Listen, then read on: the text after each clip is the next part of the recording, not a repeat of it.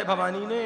और तुलसी कहते हैं हजारों रूपों में राम के दर्शन को किया है, अनेकों रूपों में, कहीं संतों के साथ बैठे हैं प्रभु, कहीं सीता जी के साथ हैं, कहीं श्री अवध में, कहीं मुनि विश्वामित्र जी के साथ, कभी जनकपुर में। और सती जी ने जो नेत्र खोला तो मेरे बाबा कहते हैं न वहां राम, न वहां लक्ष्मण, और ना ही वहां कोई और। विवश होकर भागती हुई महादेव के चरणों में आकर के वंदन किया है। और महादेव ने धीरे से पूछ लिया, भवानी आपने भगवान राम की परीक्षा कैसे ली? और जब महादेव ने पूछा ना कि परीक्षा कैसे ली, तो सती जी ने सोचा चलो एक काम करते हैं, क्या एक झूठ बोल के देखते हैं क्या होता है। सती जी को लगा यदि हम कह देंगे कि हमने सीता का रूप बनाया तो महादेव रुष्ट हो जाएंगे, इसलिए धीरे से महादेव की ओर देखा और बोले, बाबा एक बात कहूं। बोले क्या? कछु न परीक्षा लीन गोसाई, कछु न परीक्षा लीन गोसाई, कछु न परीक्षा, कछु न परीक्षा लीन गोसाई, कछु न परीक्षा, कछु न परीक्षा लीन गोसाई, किन्ह प्रणाम तुम्हारी नाई, किन्ह प्रणाम तुम्हारी। हे महादेव, मैंने कोई परीक्षा नहीं ली। सती जी ने सोचा एक छोटा मोटा झूठ बोलने बन जाए शायद बात, लेकिन महादेव ने एक बहुत सुंदर प्रेरणा दी है। बोले क्या? हमारी बहनें जब भी कोई अपराध करे ना तो इनको 3 बार क्षमा कर देना चाहिए, सिर्फ 3 बार। चौथी बार भी कोई गलती करे तो कोई ना कोई दंड मिलना चाहिए इन्हें। हाँ, लेकिन दंड का मतलब ये नहीं कि लाठी उठा लो हाथ में। हाँ, दंड का मतलब है थोड़ी चेतावनी देनी चाहिए। हाँ। 3 बार तो इनके अपराध माफ ही, क्षमा ही कर देना चाहिए, क्षमा ही करना चाहिए 3 बार।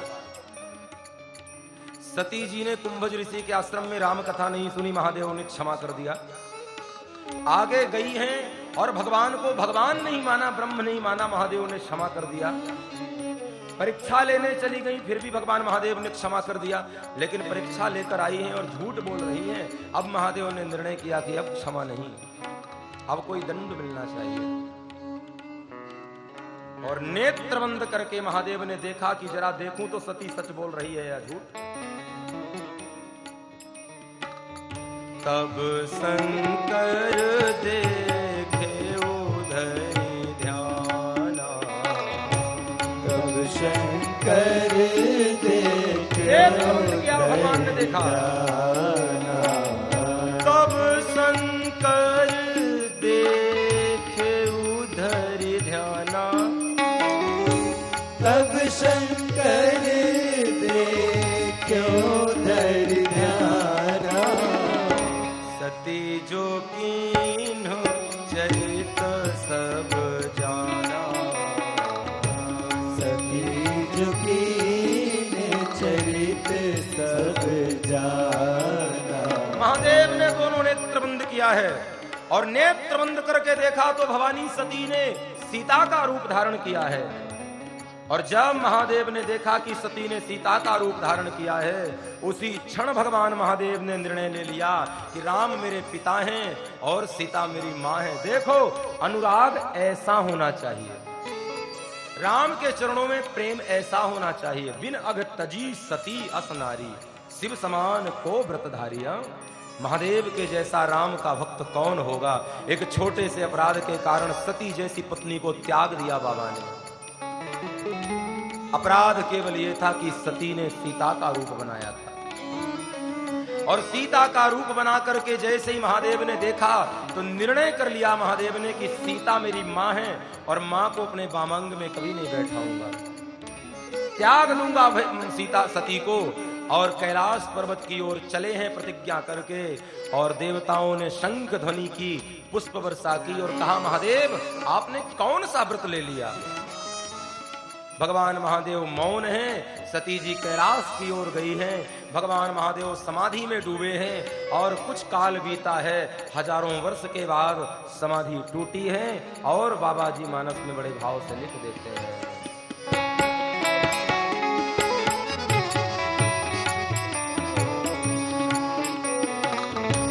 राम नाम शिव सुमिरन लागे, राम नाम शिव सुमिरन लागे, जाने वो सती जगत पति जागे, जाने वो सती जगत पति जागे। राम नाम शिव, राम नाम शिव सुमिरन लागे, राम नाम शिव सुमिरन लागे, जाने वो सती जगत पति जागे, जाने वो सती जगत पति जागे। राम का स्मरण किया महादेव ने। ध्यान देना, अवस्था दो होती हैं, एक मौन होकर ध्यानस्थ होकर राम को याद करो, और जब ध्यान टूट जाए ना तो वाणी के द्वारा राम को याद करो। अंदर और बाहर का एक क्षण भी तुम्हारा व्यर्थ में नहीं जाना चाहिए। भगवान महादेव या तो ध्यान में बैठते हैं तो मन में राम को पुकारते हैं, और समाधि टूटती है तो वाणी से राम को पुकारते हैं। कथा यही कहती है प्यारे, मन से हो, वाणी से हो, कर्म से हो, कहीं ना कहीं तुम राम से जुड़े रहो प्यारे, यही कथा का फल है। मन से जुड़ो, वाणी से जुड़ो, कर्म से जुड़ो। सती ने देखा बाबा राम नाम का सुमिरन कर रहे हैं, लगता है महादेव जाग गए हैं, और दौड़ करके आई है और महादेव के चरणों में वंदन किया है। बाबा बोल गए,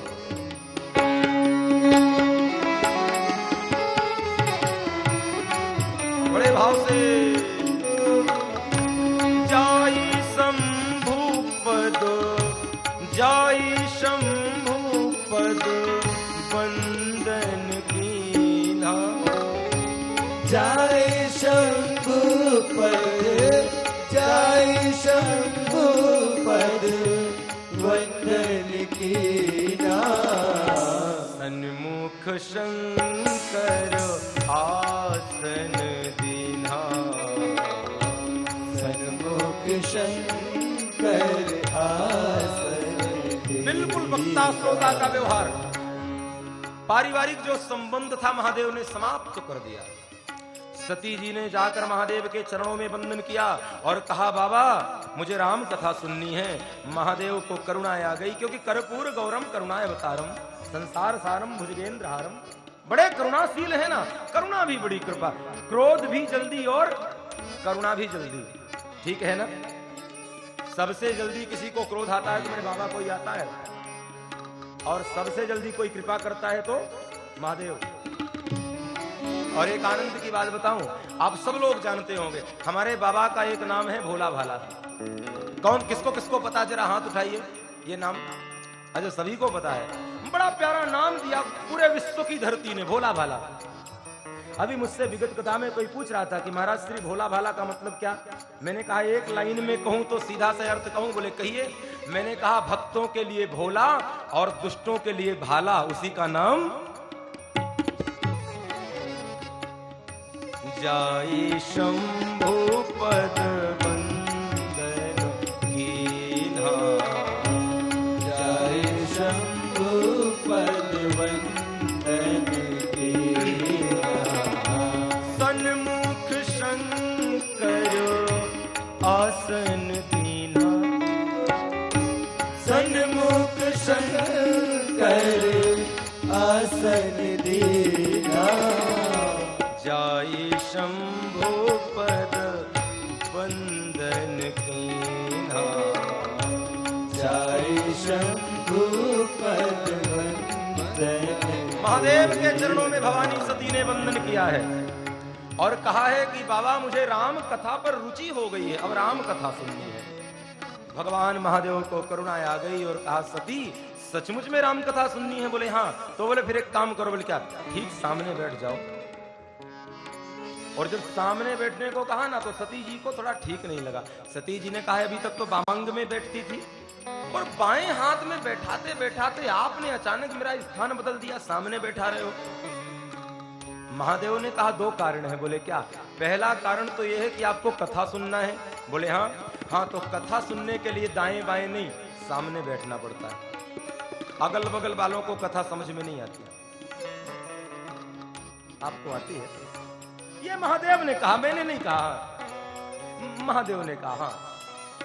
और कई बार मैं भी कहता हूं कि बगल वालों को कथा जल्दी समझ में आती ना तो इधर आ गई होती। कई वर्षों से सुन रहे हैं।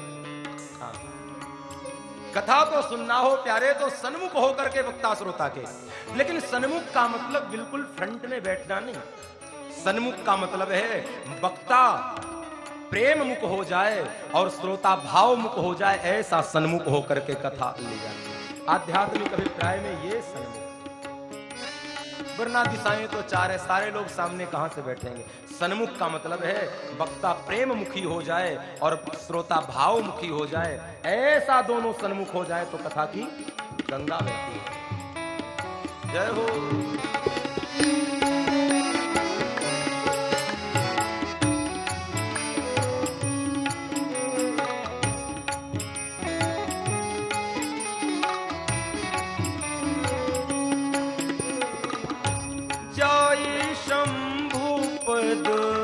वंदन कीन्हा, जय शंभु पद वंदन कीन्हा।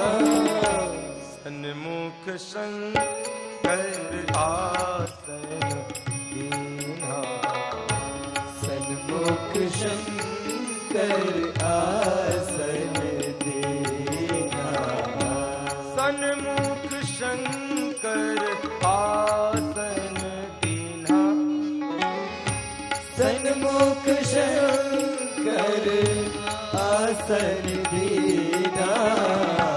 जय शंभु पद वंदन कीन्हा, जय शंभु पद वंदन बहुत प्यारा कीन्हा। श्रद्धांजलि दे रहे हैं मेरे बाबा जी। महादेव ने भवानी को सन्मुख आसन दिया है। राम कथा आरंभ हुई और भगवान महादेव ने निर्णय कर लिया कि यदि सती ने पूरी राम कथा भाव से सुन ली तो सती ने जो अपराध किया है मैं वो क्षमा कर दूंगा। ध्यान देना, संसार में ये कहानी बार बार दोहराई जाती है। कई बार ऐसा होता है कि जब आप प्रसन्न होकर किसी को कुछ देने वाले ही होते हैं तभी वो आदमी अपना संयम तोड़ देता है।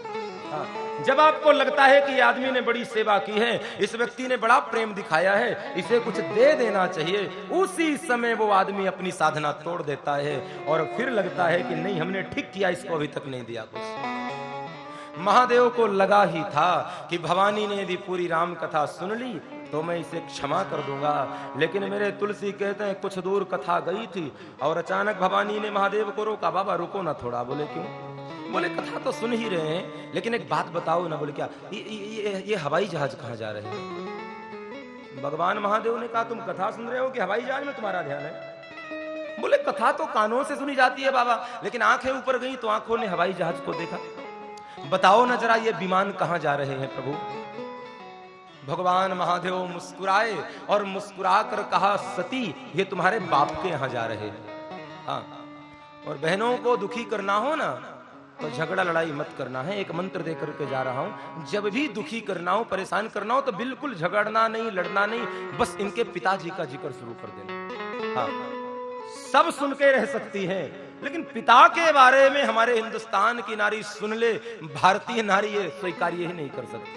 हाँ, भारतीय नारी सबके बारे में सुनेगी, उसके पिता को किसी ने कुछ बोला ना तो खामोशी तोड़ देती। हाँ, मैं सब सुनूंगी लेकिन पिताश्री के बारे में कुछ मत बोलना है। अभी 7-8 दिन मत बोलना, मुझे जाने देना पहले है। सन्मुख शंकर आसन। महादेव ने समझाया है कि तुम्हारे पिता ने बहुत बड़ा यज्ञ किया है।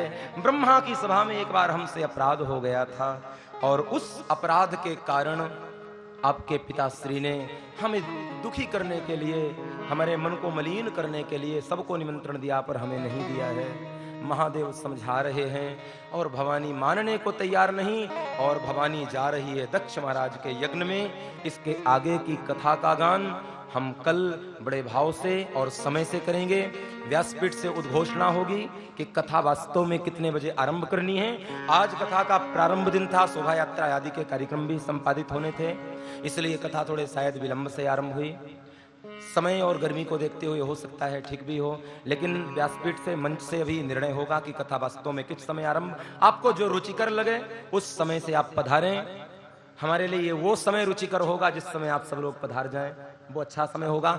आइए कथा को विश्राम की ओर ले जाएं।